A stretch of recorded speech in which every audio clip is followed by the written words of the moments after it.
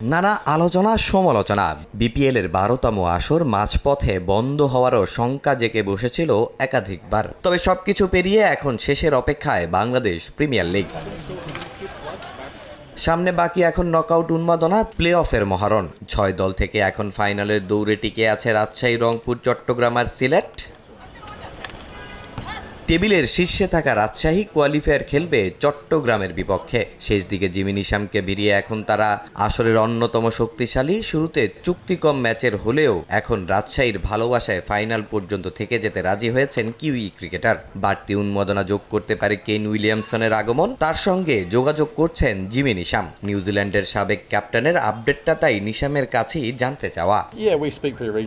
আমাদের নিয়মিতই কথা হয়, বছরের পর বছর আমরা একসঙ্গে খেলেছি। গত কয়েকদিন বিপিএল এর শেষ ভাগে এখানে আসা নিয়ে তার সঙ্গে কথা হয়েছে। তবে সে এখনো এসএ টি20 খেলছে, তাই কিছু ফলাফলের উপর বিষয়টা নির্ভর করছে। তবে আশা করছি ওকে বাংলাদেশে আনতে পারবো। মনে হয় অনেকদিন হলো সে এখানে আসেনি।